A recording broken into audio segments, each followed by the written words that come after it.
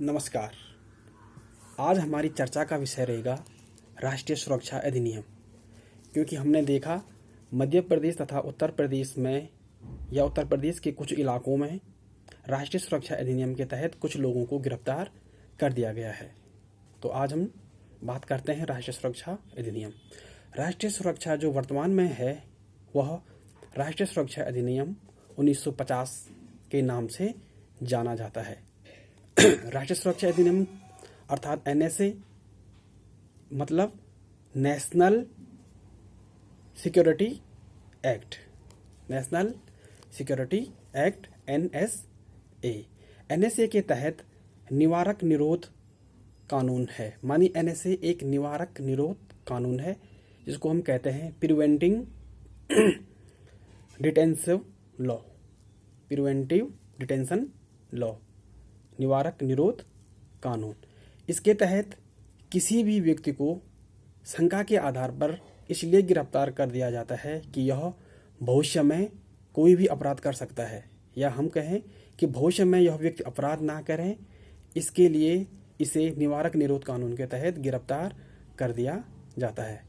वैसे तो इसमें अधिकतम 12 महीने की सज़ा का प्रावधान है, लेकिन सबूत मिलने के बाद या सबूतों के आधार पर यह सज़ा 12 महीने से आगे भी बढ़ाई जा सकती है। इसमें 5 दिनों तक कैद रखने का प्रावधान है, लेकिन आवश्यकता अनुसार या जरूरत पड़ने पर इसे 10 दिनों तक भी कैद में रखा जा सकता है।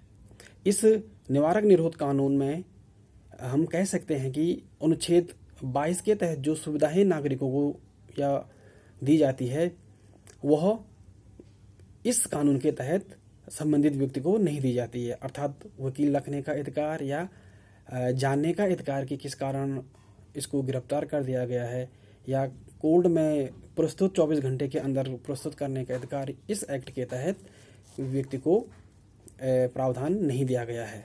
तो हम कह सकते हैं कि यह एक ऐसा कानून है जिसमें व्यक्ति को या व्यक्ति के ये अनुच्छेद 22 के तहत मौलिक अधिकार नहीं दिए जाते हैं।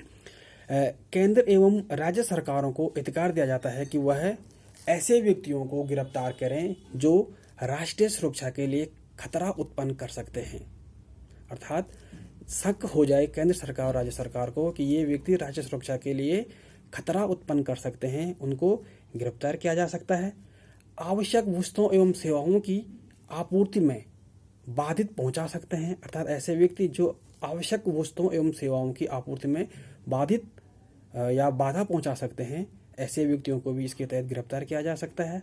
और सार्वजनिक व्यवस्था को बाधित करने में भी, या जो व्यक्ति सार्वजनिक व्यवस्था को बाधित करते हैं उनको भी इस एक्ट के तहत गिरफ्तार कर दिया जाता है।